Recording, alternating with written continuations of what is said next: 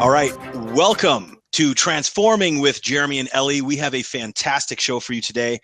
How was everyone's New Year's? Was it good? Type yes in the message box if it was good. Woohoo! Type yes. Come on. I know I had a great New Year's. Pretty low key. Not a tons of yeses coming in. I love it. And I hope you guys are fired up to make some solid changes in 2016. Ellie, how was your New Year's? Dude, I got to tell you, my New Year's was absolutely fantastic on a level that you can't even understand. And it was not partying. I was asleep by 10:30 p.m. on New Year's Eve. I promise. You know, we have a 5-month-old baby. But you know what I spent most of my New Year's Day doing? Was responding to messages on email and on my Facebook page about our show. Oh, really? Yeah, and one of the main things that they were telling me was, Ellie, we love your story. We know your story, but we don't know Jeremy's story. We don't know about Jeremy, and I don't know if you guys know or not, but Jeremy was not always as studly as he is now, guys. Okay, I can promise you that. So, Jeremy, everybody wants to know about your transformation. Some people don't even know you had a transformation, man. Yeah. So I think it's important that people get to know you. They know my story. It was the first episode we had on. Tell us about you. Tell us about your non-studly days. You know, the whats, the whys, and the hows. We're ready to hear, man. All right. Well, I grew up pretty overweight. I was a chubby kid. If you were to look at my family tree, it's filled with every ailment and health risk and health, everything. I really take after my father's side of the family. He's a large man. All of my aunts and uncles on that side are large people. And so weight has always been something that I struggled with. Even growing up, I was the chubby kid. I have distinct memories of being in like junior high, having food thrown at me at the table, being called, fat, all this stuff. And so it really has been something that I grew up with, and it was kind of the only way, being big was really the only thing that I knew. And I got married at 19, and at that time had a pretty active job, but my wife was Mexican and a fantastic cook. And I got a desk job after that, and just the weight piled on. It just came on faster than you could imagine. And in fact, with our son, he's now 13, but when my wife was pregnant with our son, I gained more weight during the pregnancy than she did. True story. And so, so I found myself about 10 or 11 years ago now in probably the lowest point of my life, smoking 2 packs a day, massively obese. I was over 300 pounds. I don't know, I didn't weigh myself back then. I was fitness and health was the last thing on my mind. And so I wasn't, it wasn't like I was stepping on the scale going, oh no, another 2 pounds. I just, before you know it, you're big, you're a big guy. And so, it just hit me one day. There were some things changing in my life. I started getting back into music, playing music, and we started getting more shows in Southern California. And I think I had this epiphany moment where I woke up one day and realized, you know what? First of all, you're so much better than this. I am so much better than the way that I was living and the way that I was treating myself, drinking nearly every day. It was a rarity for me not to drink myself to sleep with Jägermeister and Rockstar. Smoking and just eating literally whatever I wanted, on top of having a massive or several massive eating disorders. One of them, a big one, which I'll save for another blab, but was some pretty serious closet eating, where there was a point where I did know I had a problem, and I was very ashamed of my eating habits and was hiding it from, the people that mattered in my life. But one day I woke up and really, it truly hit me like one of those like soul changing type things of, you deserve better than how you're living. And I joined a 24-hour fitness that day. I knew absolutely nothing about anything health and fitness other than I needed to stop eating as much junk. And part of that was the things that I just knew were in my diet that were wrong for me. And I needed to get more active. I'd never lifted weights in my life, and never really even done cardio, but you can look at somebody doing an elliptical or something, and okay, it's pretty simple. You get on there and move your body. The elliptical is the first machine I stepped on, and I actually stayed with the elliptical. I never did a bike. I never did a treadmill. I never went outside. Nothing. I stayed with the elliptical for my only source of cardio, and I did cardio only for the first handful of months, and started changing my diet kind of piece by piece, very similar to our first couple episodes where we're talking about making small changes and changing things. That was me. That's the technique that I took, and part of it wasn't as this conscious effort of like, okay, this is all I can handle. Part of it was I didn't know anything. So my first step was just to cut out regular soda, which I was drinking a 12 pack or more of regular Mountain Dew a day. And I knew that was bad. And I don't think there's anyone on this planet that doesn't know that regular soda is like really, really bad for you. Some people don't know how bad it really is, by the way. Correct. They don't know how bad it is, but I think everyone, if they are being honest, knows that it's probably not the best thing for you.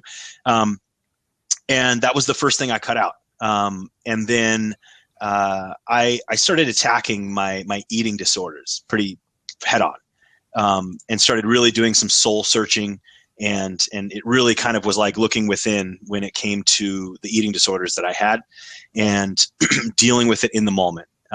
When I would start to get urges, when I would start to have these emotional responses come on, where normally I would stuff my face with food, or I started kind of battling it head on, and I didn't always win. It wasn't like this immediate thing where you wake up and your life's completely changed and you don't have any problems or any. No, it's something that is definitely.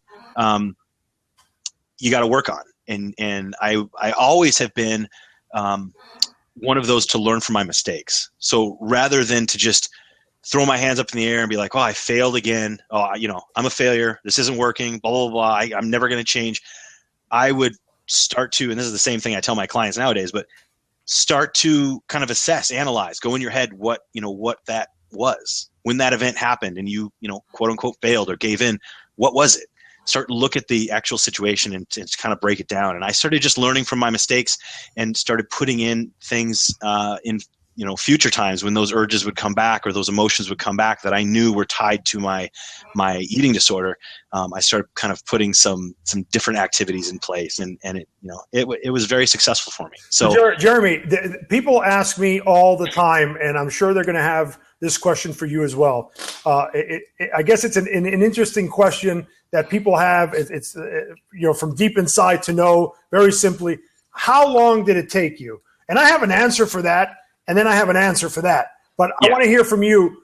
How long did it take you? And tell us a little bit about whether that really makes a difference, whether how long it takes, how much weight you need to lose, etc. And then, want to get into, go back, because our episode today is really about making one change. And I want to go back and talk about that soda that you spoke about. So tell us a little bit about how long it took you and take us from there. Okay. Like I said, I started out doing cardio only for a handful of months and actually dropped a tremendous amount of weight. I think all in all, I could say that I lost a majority of the fat that I needed to lose in roughly 9 to 13, 14 months. And the reason why I say that is because I lost tremendous amount of weight doing cardio only for about 9 months. Every day. I did not miss a day. Not a single day in the 9 months did I miss doing cardio. Many times after I got started and started seeing some results, I was doing 2 cardio sessions a day.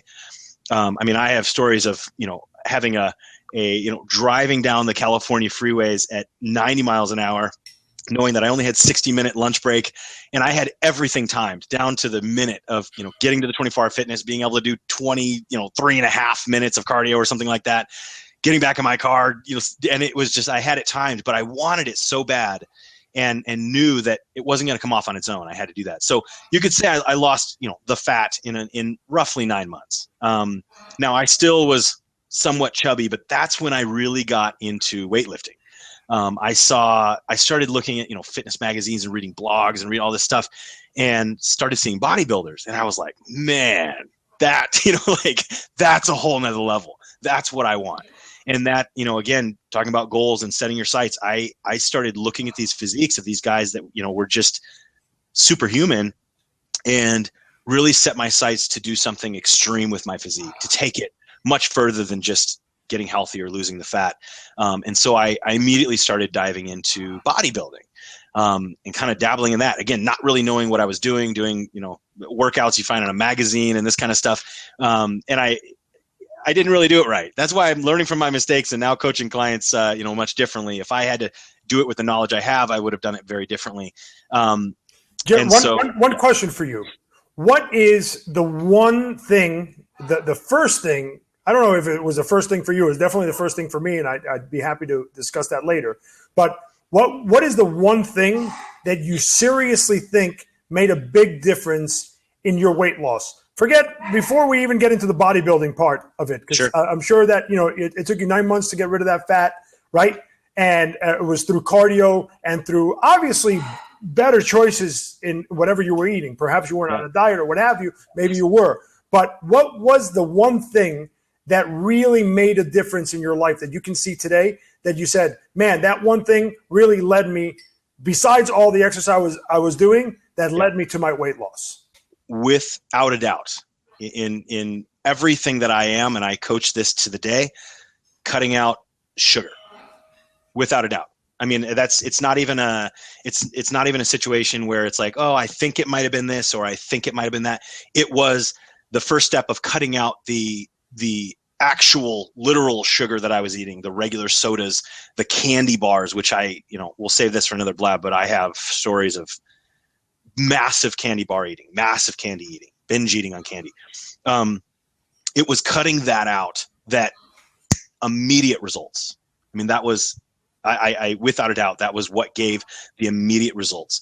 And then, after that, it was starting to look at, educating myself and starting to look at my diet, the things I was eating, and start to dive into what was actually in it, which then once you gain that knowledge, it started taking it further and further and further. But yeah, without a doubt, sugar. Well, I can tell you one thing also, Jeremy, and this is what our blab is about today. Our episode today is about making immediate weight loss from this one change. And Jeremy just said it, sugar. The first change that I made, and I've mentioned this in episode 1, was I made a change to stop drinking regular soda. That's it, period. That was my first change. The first week, the first 2 weeks, the first 3 weeks, I still ate pizza. I still ate French fries. I still ate burgers. I still ate all fried stuff, all kinds of stuff, breads, et cetera, et cetera. But I stopped drinking soda. I used to drink 2 liters of soda a day. So I know about your Mountain Dew addiction, Jeremy. So you know what? The answer to our immediate episode, we teased you, immediate weight loss from this one change. So we're going to tell you right now, it's cutting out sugar. We're going to delve into it in more detail, speak to you a little bit about sugars. Jeremy is going to go into the science of sugar and what sugar really is. What does it mean? Is it table sugar? Is it that sugar you spoon into your mouth? Is the way food is processed? Can that affect the way that your body assimilates sugar? Jeremy is going to touch upon that.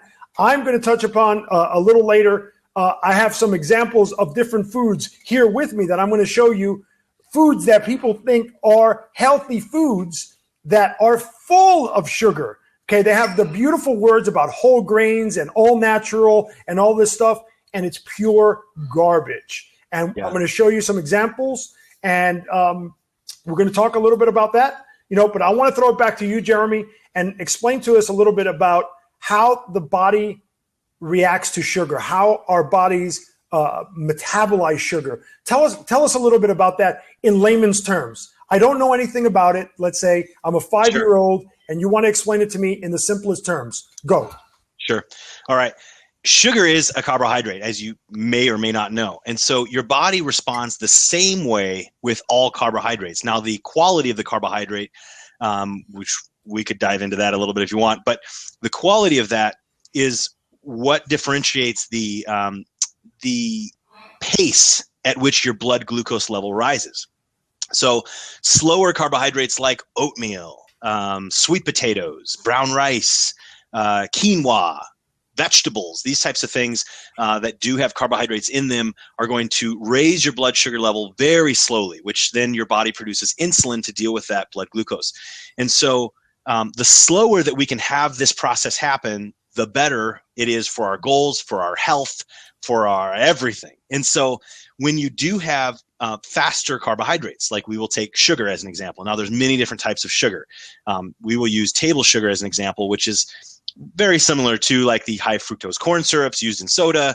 Tons of different sweeteners are out there. Even the sugars from fruit, which are technically a fructose, are going to raise your blood glucose at different rates, but it's all going to be fairly fast. And so what happens is you take this sugar in, your blood glucose levels rise, your body produces insulin. Now, where a lot of us get into trouble is that if we tend to be the type that gain weight pretty easily, which I would guess, yeah, me too. And a lot of people I know, even just knowing who some of the people that are on this blab, tend to be in this category as well.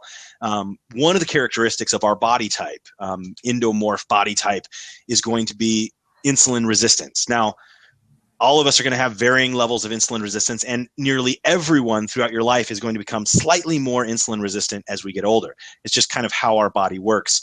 But people that tend to gain weight quickly or have diabetes that run in the family, obesity that runs in the family, we tend to have these genes of being more insulin resistant.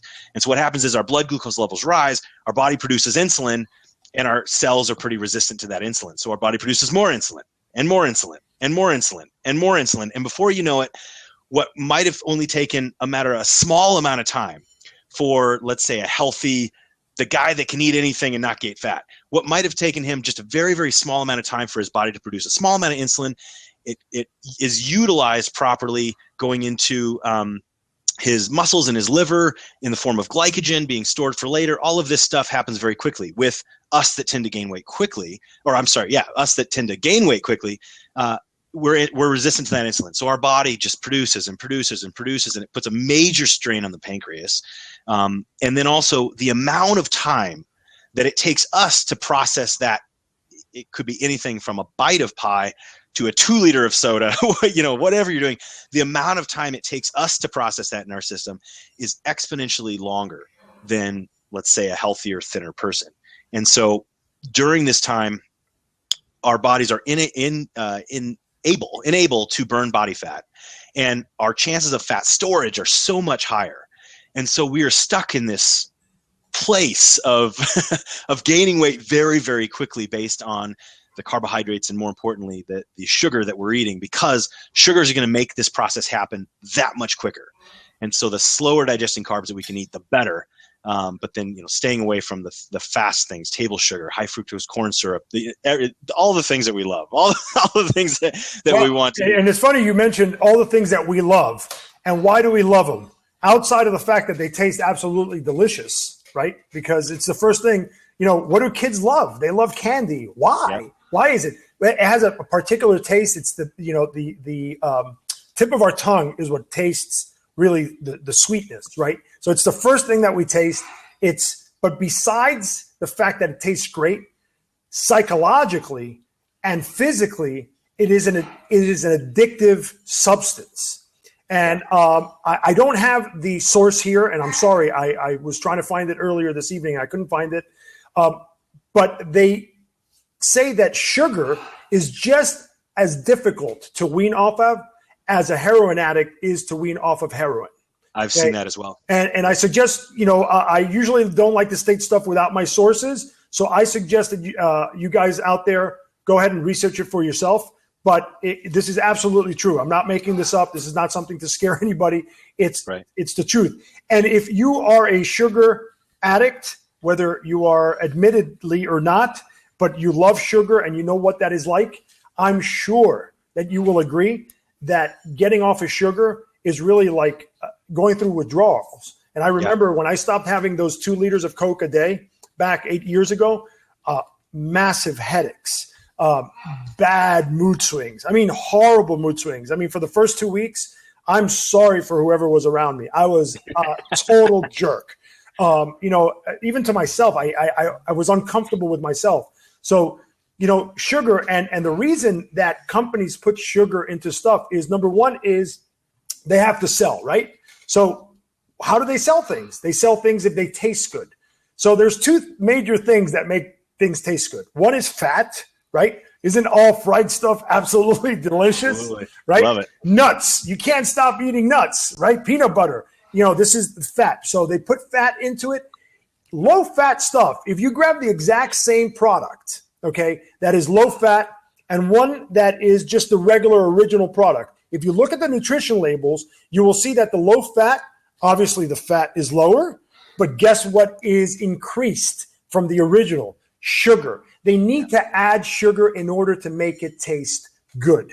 Okay? Sodas, sodium and sugar make you thirsty so that you can have more sweet stuff, and it's just this vicious cycle. Absolutely. Okay? So if you look at the one major thing out there today in the grocery stores, in restaurants, etc., it's the sweet stuff that gets us. And it's not only necessarily just sweet, cake, etc., because carbohydrates are also a form of sugar, etc. And I don't want to get into the details of that, but the bottom line is, and maybe Jeremy, if you want to touch upon that, that's great. But the idea here is, if we can, and we will help you by the end of this show, we will give you tips on how to wean off of sugar, because that's the idea, is we're here to help you find solutions and not just tell you, well, I already know that. I know what the problem is. So we're here to give you some solutions. And I promise you, we will give you some tips by the end of this show for you to wean off sugar, especially now the beginning of the year. But sugar, by far, even after my weight loss, and I think, Jeremy, as a professional bodybuilder, I know you've been on stage. I haven't been on stage yet. Hopefully April will be my first time. But you've been on stage, and I know one of the things that, even as a bodybuilder, as an athlete in general, if you want to lose body fat, the one thing you cut out is sugar, carbohydrates. Am I right? Absolutely.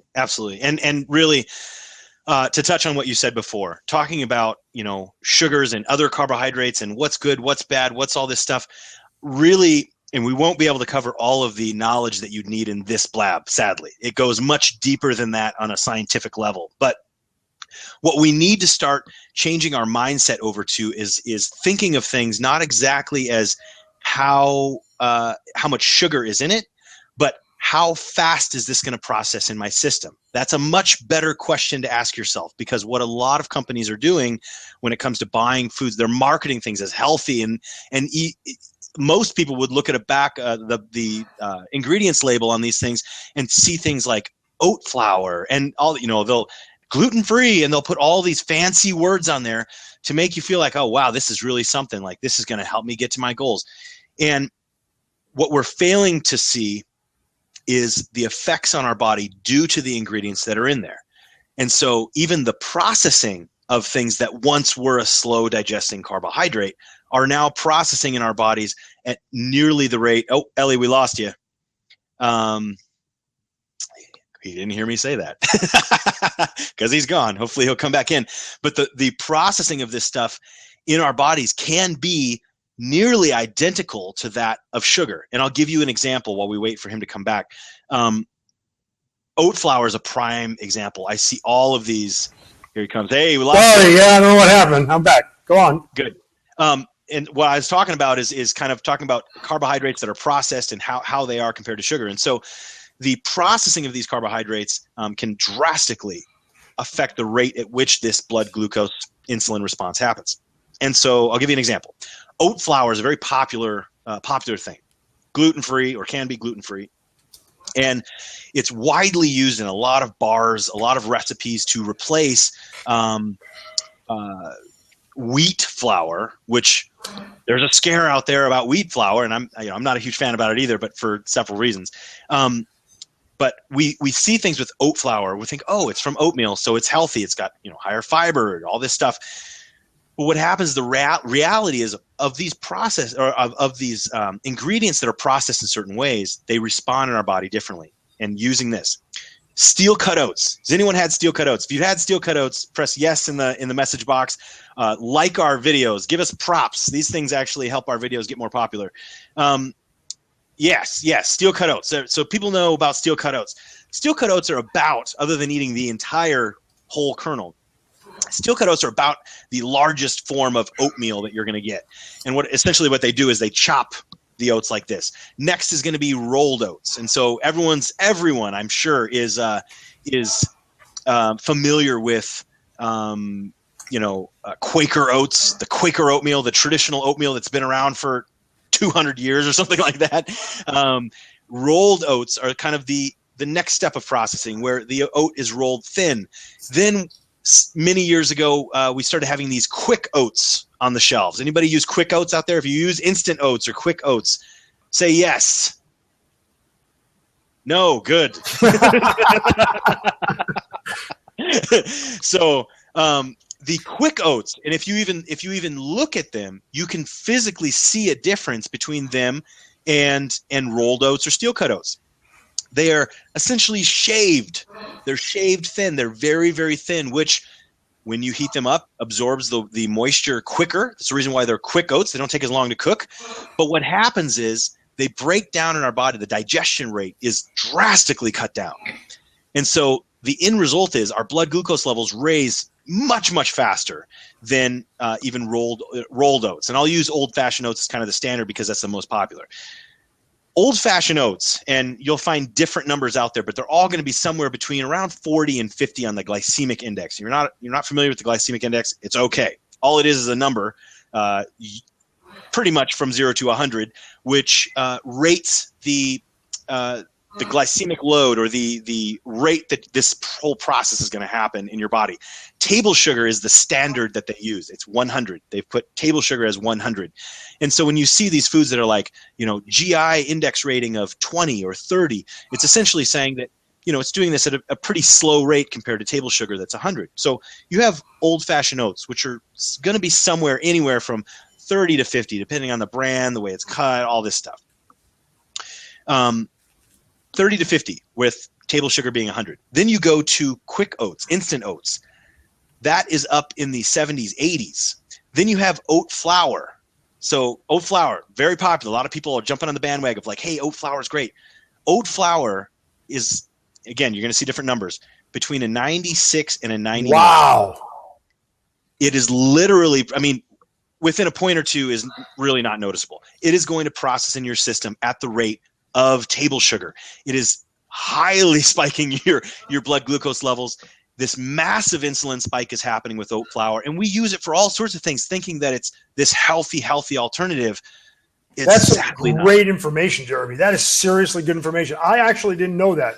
I know that you had mentioned it to me earlier. You kind of touched upon it, but we didn't speak the details, and I didn't really know that. That's some interesting stuff, and stuff like that is what folks need to know. They need to know that everything that is out there, I hear about pink Himalayan salt. I'm like, that's just salt in a very pretty way. Oat flour, I guess, that's pretty close to table sugar, according to what you're saying on the glycemic level. And it sounds healthy, right? Oat flour. Wow. I would use it.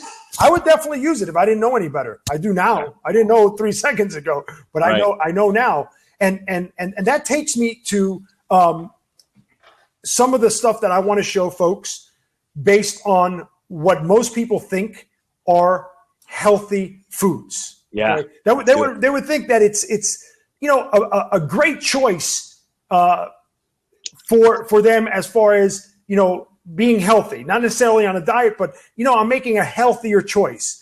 And folks, I want to make very, very clear that this is not bashing any particular brand, nor endorsing any particular brands. Jeremy and I are not endorsing anything right now, and nor are we bashing anything. So I want to make that very, very clear. This is just me giving you some information, Jeremy and I giving you some information that is based on just facts, or you know what, even to be safer, our opinion. How about that? There you go. Okay. It's our opinion.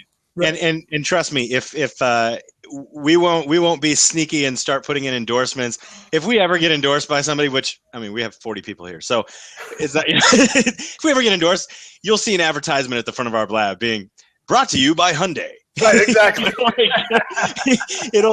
I'll show that off, no problem. Exactly.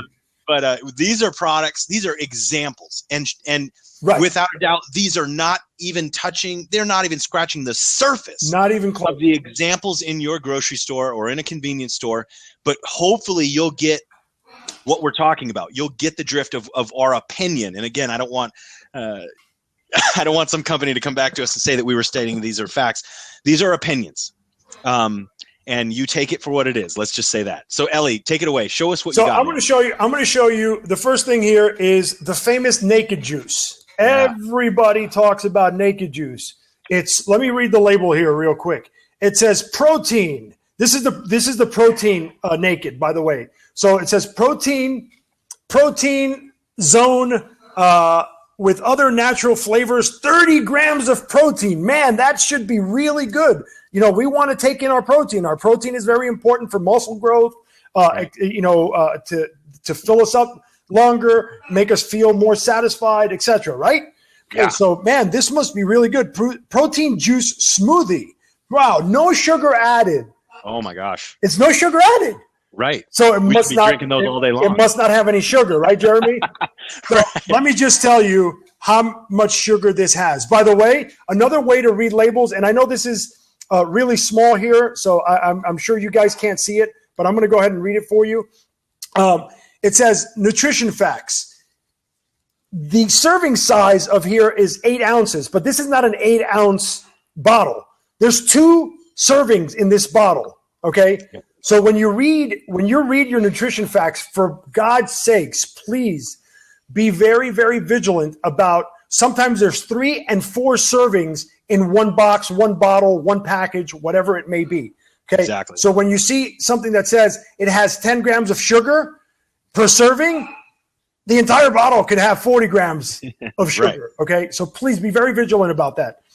Here it says 28 grams of sugar for 8 ounces, which is half a bottle of this naked protein drink. Okay, so you have to multiply that. That's 56 grams.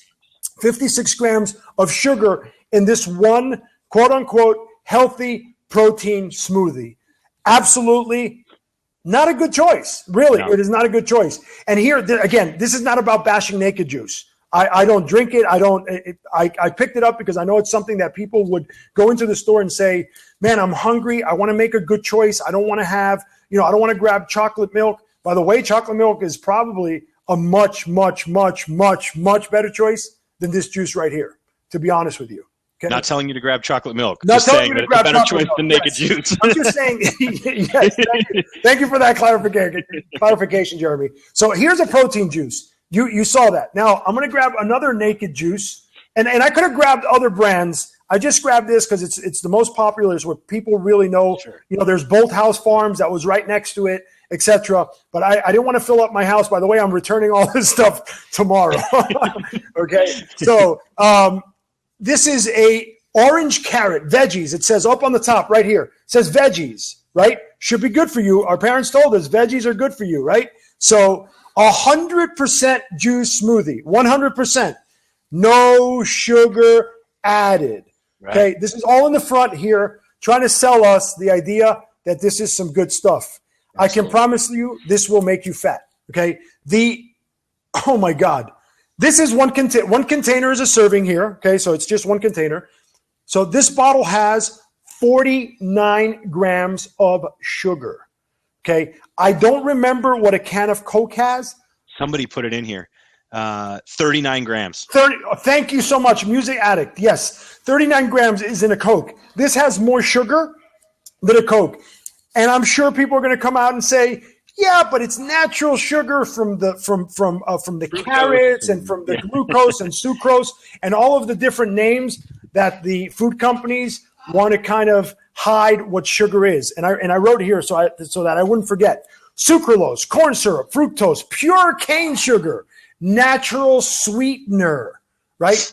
All of this stuff, guys, all it is sugar. Plain and simple sugar. Really quickly, another thing that I personally used to go to all of the time as my go-to as a healthy snack, especially if I was on the run, if I wasn't, prepared, etc. Sure. What is it, Jeremy? Come on. Bodybuilders always talk about having protein A protein shake, a protein bar. Bars, protein Yeah, bars. there you go. So here's a big company, which happens to be a very, very good company, by the way, in bodybuilding, etc. They have some great athletes sponsored and everything that you want. Metarex, okay? This is the Big 100 Colossal Protein Bar. It says meal replacement bar, peanut butter pretzel. I'm sorry. I don't have my glasses on. I'm getting old. 30 grams of protein. For instance, the calorie intake in this alone, okay, the good thing here, it says it's a meal replacement. So at least it's telling you that it's to replace a meal and it's not just a snack bar. But it's, it can be very, very iffy. 410 calories just in this one bar, okay? Crazy. And there's 28 grams of sugar. A lot of sugar, folks, and this is not from fruits. I can promise you that. Okay, no. So just as a comparison, I also brought a whey protein bar from Gatorade. Right? We trust Gatorade. All the athletes drink it. It must be a great thing. And it says whey protein bar. God, Jeremy and Ellie talk about whey protein. Bodybuilders talk about whey protein. They use it. They're big. They're muscular. They're fit. They're all this stuff. So this must be really good. Full of sugar, folks. And just as a comparison, guess what I brought? And I promise I'm returning it. I swear to you. Snickers. There you go. Okay. So just as a comparison for you guys to know, and I'm not saying Snickers is better than any of these other bars, but it's probably just as equal. There's two pieces in here, but this is a big bar. So there's, I don't know if you see my fingers here. So I'm right at the middle. This is actually split into two pieces. Each piece here has 220 calories. So if you add these two pieces up, it's about the same calorie intake as this Metarex bar. And as far as sugar, it does have more sugar. It's about 24 grams per piece. So it's about 48 grams of sugar in here. But if you go back, it's the same amount of sugar as this Naked Juice right here. Crazy, right? Snickers, Naked Juice. Now, if I offered you Snickers, right, how many people would say, no. Right. I'm not eating that. I'm watching what I'm eating, and I'm really taking care of myself. But if I offered you this Naked Juice, you would be, Ellie, thank you very much. I appreciate it. And you would chug it down, and you're eating just as much sugar content as this Snickers bar, by the way.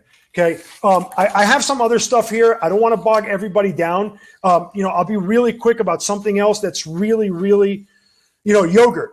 Yogurt is definitely a really nice go-to snack. Greek yogurt is very, very popular now. Okay. Greek yogurt is very high in protein content. I happen to love Greek yogurt. What I eat is just the plain, fat-free, plain, meaning there's no sugar. Whatever sugar content shows you on the label is sugar, naturally occurring sugars from milk. Okay. For instance, this Yoplait Greek 100, which is strawberry cheesecake flavored, has 8 grams of sugar. Not absolutely bad. If you had to make a choice on the run, this is not a terrible choice. Okay. It's not the first choice, but it's not a terrible choice. The first choice is to be prepared and have really good food with you. But if you had to grab something, this is not a bad choice. But here, for instance, is this other Oikos traditional Dannon yogurt, right? And lemon, it's Greek yogurt, just like the other one. So it must be good. We hear about Greek yogurt, right? Ellie said high protein content, etc. But this one here has 19 grams of sugar. So it's really, really important, folks, to look at your labels and to see, first of all, and we'll get into other contents later in different episodes. This episode is about sugar and about reducing your sugar intake, weaning off sugar. Really, really important to look at the labels. So important, okay, because you will make much better choices. If you go in blindly to eat something and you just read what's on the front, whether it says organic, whether it says gluten-free, whether it says all natural, whether it says protein, whether it says, smoothie, whether it says veggies, no sugar added. You saw what I showed you on those juices that said no sugar added, how much sugar they had. So please get educated. It's the first important thing, to get educated and learn how to read a label. Right. So can I interrupt for a second? Absolutely, man, please. While we're on yogurt, I do want to touch on that a little bit. I'm not even sure how to pronounce your name, Fasir 323, brought up Okios or how do you pronounce that yogurt brand? 000. You've likely seen it, primarily black container, sleek looking, 000 on the front. First of all, if you do have something that doesn't have sugar added, like Ellie's plain fat-free Greek yogurt, which is one that I recommend for my clients as well, then you are just dealing with the lactose sugars, the actual milk sugars that are in the product. And those sugars, although on a nutrition label they are classified as sugars, they are actually lower on the glycemic index. Now they're not like sweet potato low, but they're I believe they're like in the 60s, 60, 59, something like that. You can look it up. And so when you're comparing it to the sugar that the next brand over that's sweet, the strawberry cheesecake and the lemon meringue pie flavored yogurt that has literal sugar or high fructose corn syrup or whatever they're using added to it, and again, Ellie brought up a good point. This stuff is disguised all over the place. And so you could get together with somebody and they can make all sorts of arguments on how like pure cane sugar and these different sweeteners, brown rice syrup is another one, that you can argue all day whether one's healthier than the other. But at the end, the end result in many cases are exactly the same. And so when you're dealing with something that doesn't have sugar added, like the plain fat-free Greek yogurt, plain yogurt, or the 000 yogurt is actually sweetened with stevia. I'll go in real quick because there was another question about sweeteners. Guido Conroy said, what about sweeteners, sugar-free stuff? There's two parts. One, some of those sugar-free sweeteners have been proven to cause cancer. So that's, should be a concern. If it's not, then I don't know. And so things like sweet and low equal, they have their own known, downsides to our body, even if they are proven 0 calorie. Now, one of the things that does happen, and I've seen a couple studies that had actual, again, I don't have references. That is something that you and I, Ellie, are going to have to put into place going forward. As if we state the stuff, we have to bring our references with us, and we will do that. Sorry, folks. I have seen a couple studies where stevia is the only calorie-free sugar out there that does not invoke an insulin response. Again, we are talking about raising our blood glucose levels and our insulin pulsing through our bodies. Now, even if this stuff doesn't happen, some of these sweeteners, sweet and low equal, they provide an insulin response. And so your body is going through this chemical process even with some of these 0 calorie sweeteners. Now, stevia is the only one that does not do that from a couple studies that I've seen. So that's why stevia is my go-to recommendation if you are going to be adding sweeteners to your stuff. That is also why, and again, this might not be Ellie's opinion, it's my opinion. And this is what they use in the 000 yogurts as well, which, it's fine in my book. And I'm gonna chime in here just a second, Jeremy, because I think this is really, really important as well. And it's not a matter of me disagreeing with you or not. I agree with you 100% actually, and not just because everybody's on here, but I really truly do agree with you. The only thing is that I think that when we're going from a complete sugar overload, when we're addicted to sugars, drinking 2 liters of Coke a day, when we're going to Dunkin' Donuts or Starbucks or whatever coffee place you go to and have your coffee with full cream and 5 tablespoons of sugar or whatever it is that you put in there. Right. And if you start making adjustments like I did, and I'm going to give you a very specific example, okay? And here's, if you guys have something to write down with, here comes a couple of the tips, okay? So how I got rid of soda was I started drinking 3/4 of a glass of regular soda and 1/4 of Diet Coke, just to kind of even out the flavor. A week later, I did half a glass of regular soda and half a glass of diet soda. Okay, you get the gist of it, until I was down to regular, just plain diet soda. And I drank diet soda for quite a bit just because of the bubbly taste or whatever. And then I started drinking water, and I rarely drink diet sodas. I do from time to time, Very, very rarely, maybe once a month, I'll have a soda here or a soda there, but very, very rarely. But that's the way I weaned off of it. I'm a big coffee drinker. I'm a Dunkin' Donuts fan. Okay, I'm not a Starbucks fan. So I go to Dunkin' Donuts. I used to have an extra large coffee with extra cream and sugar, however much sugar I needed to make it sweet. Okay.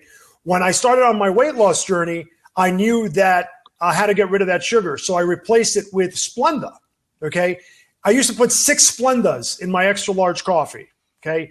Today I have just a large coffee and I have 1 Splenda and I use regular non-dairy creamer that I bring myself. I ask for the coffee black and I put in this non-dairy, coffee mate creamer. Again, not great stuff, but it doesn't make me gain weight. And I have to make choices in my life that are right for me. Okay? Absolutely. So I use Splenda still, but I used to use 5 and 6 Splendas in 1 coffee.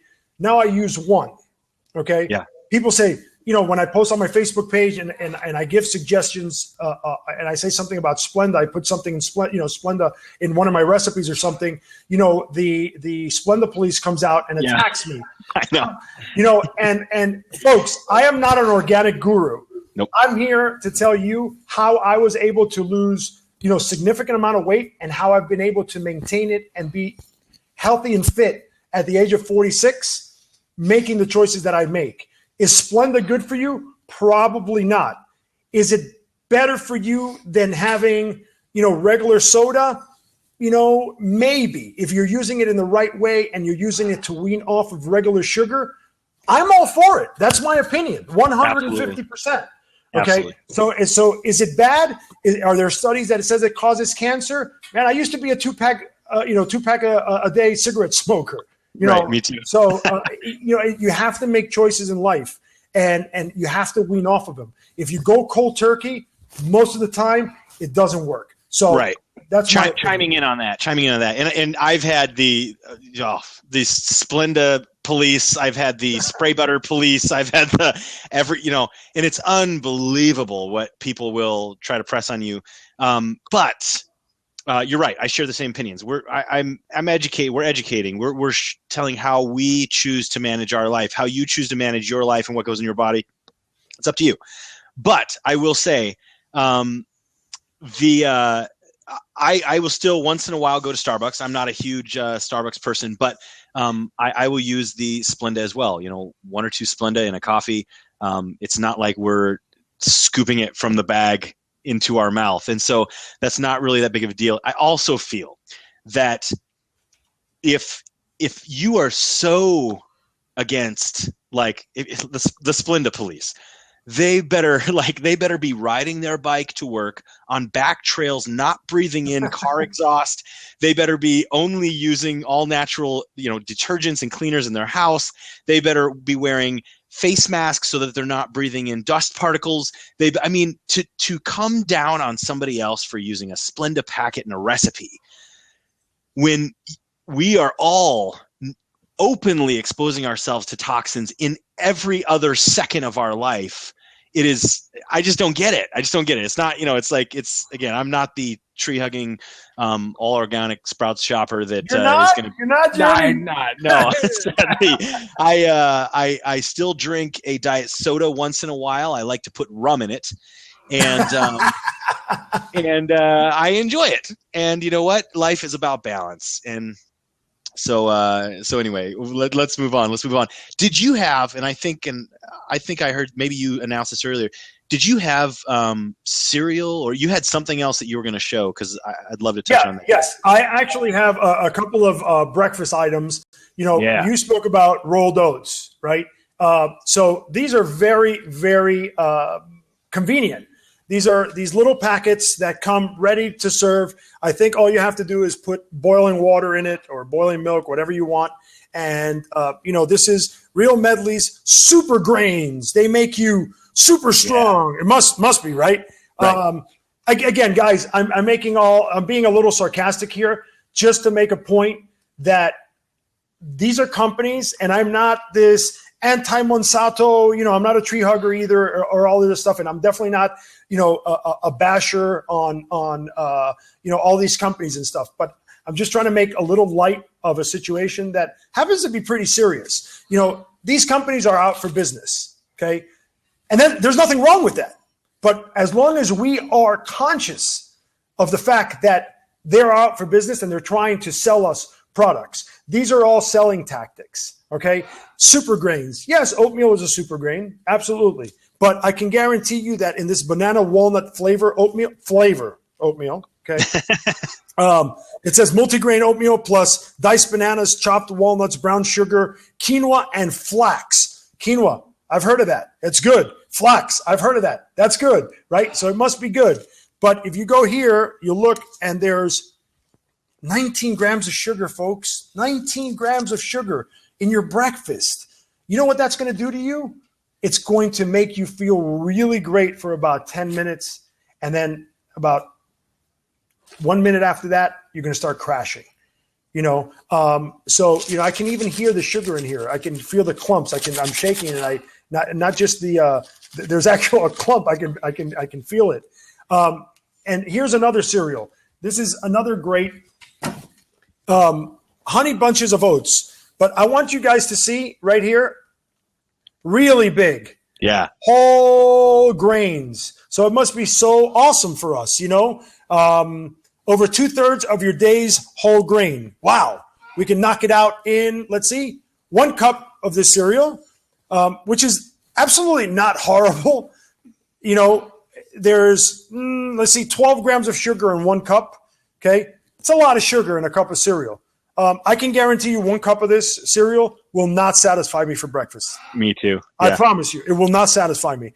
1 cup, a half a cup dry oatmeal with some protein powder, that does satisfy me, because it's a different process, by the way. And I don't want to get into the whole details of that, but carbohydrates on this, really, really high. In general, not a horrible choice, but not a good choice, to be honest with you. Again, because of the sugar content. And these are the things that we need to start getting rid of in our lives. These little things that we think are good for us, that we think are, the healthier choices. There are much more healthier choices in cereals and breakfast ideas, breakfast recipes, breakfast foods than cereal, by the way. And we have to get educated. Jeremy and I have the rest of this year, every Sunday, we'll be on here with you from 8 p.m. Eastern time, 5 p.m. Pacific. Every week, we're going to be bringing you new material, new insights.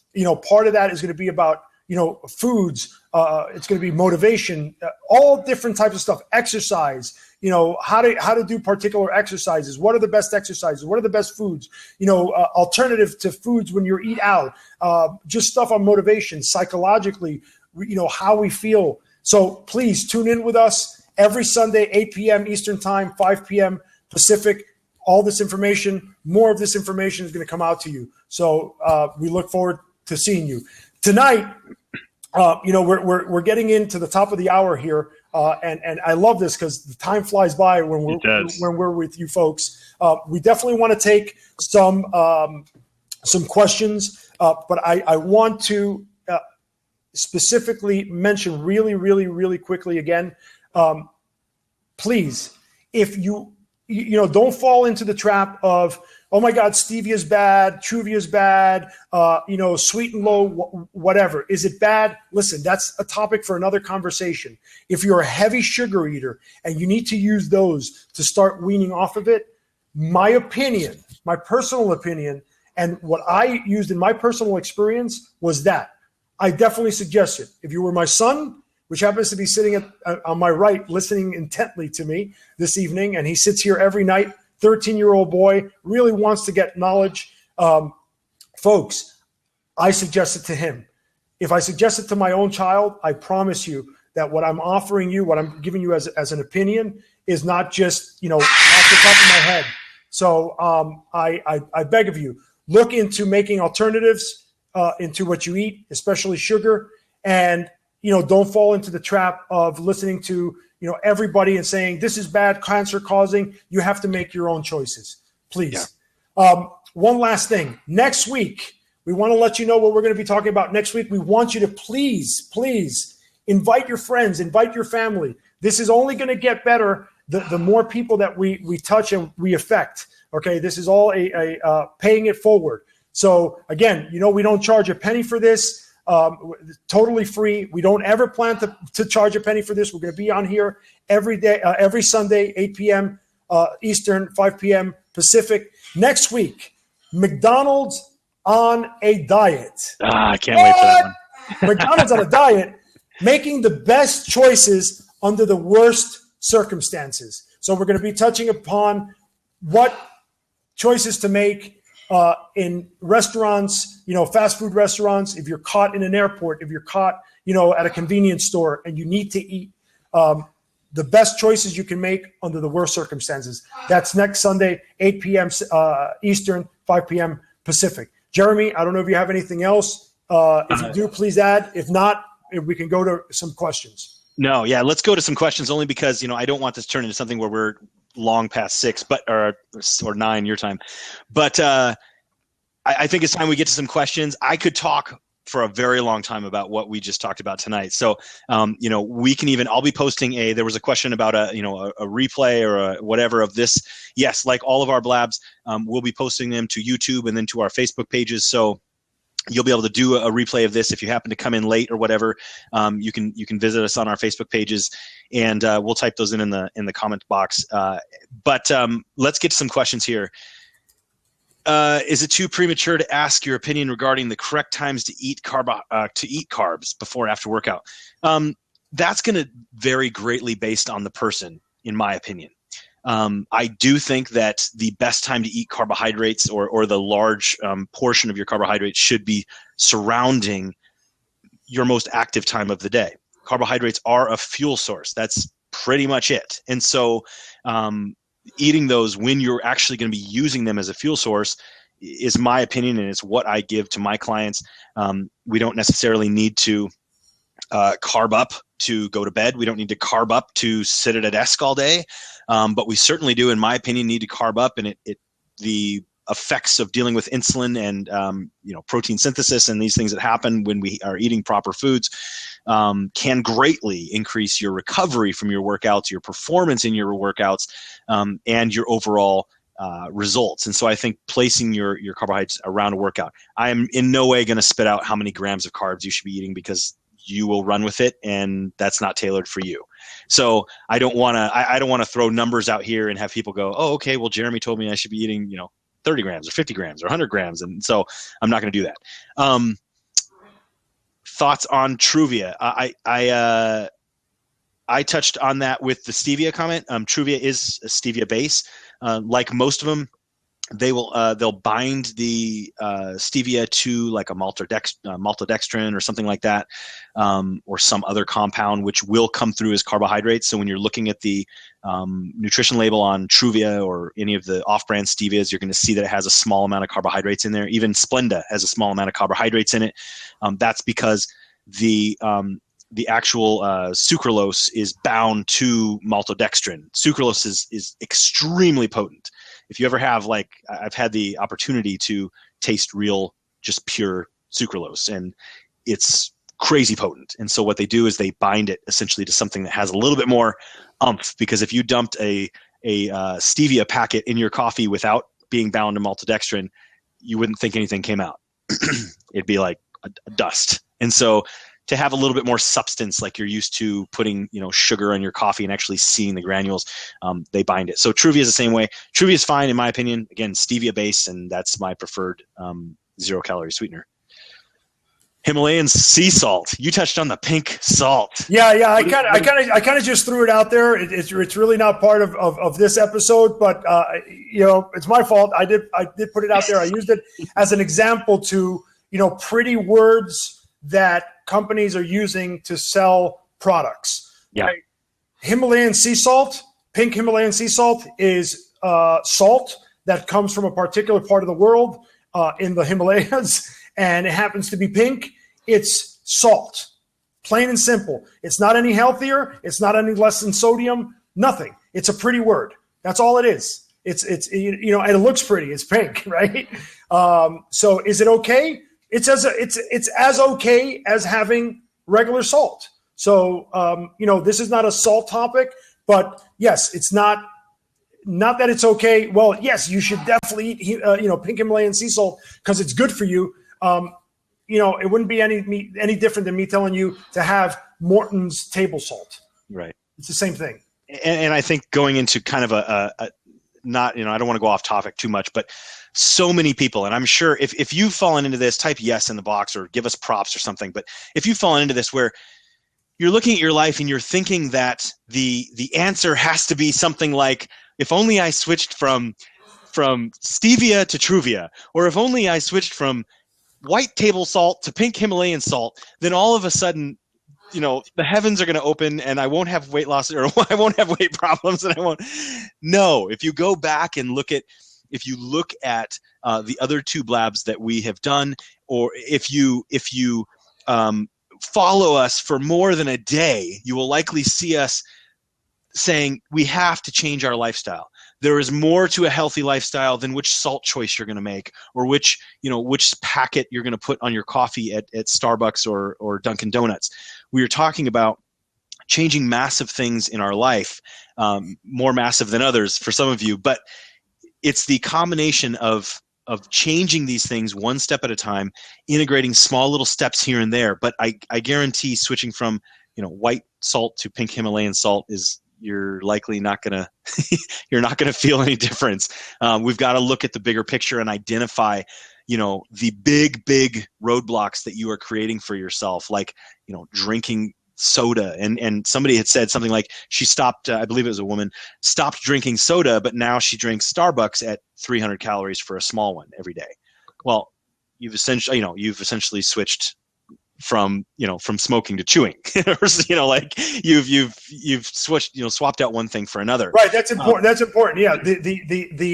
The change that we make is not a change from, one sugar to the other, from Coke to Pepsi. The idea is to make a better change, obviously a healthier change. And to top off this episode, we're talking about sugar, and the title of this episode is immediate weight loss from this one change. Right. And that is, I can promise you, especially the more weight you have to lose, the more weight you will lose if you start weaning off and eventually reduce sugar to a minimum. Yes. Promised from Ellie and from Jeremy. Absolutely. 100%. We are living examples of that. So if there's one thing that you do this week, this month, is slowly, guys, please do not go cold turkey because you will fail, is start making small changes to reducing your sugar to eventually eliminating it as much as possible. You will lose the weight. We look forward to seeing you next week for McDonald's on a Diet, how to make the best choices in the worst circumstances. I am Ellie Safarti, I'm co-host. Jeremy Reed. And we look forward to seeing you here next week, 8 p.m. Eastern, 5 p.m. Pacific. Thank you so much for joining us, guys. Thanks, guys. Really glad to have you here. Good night. Good night.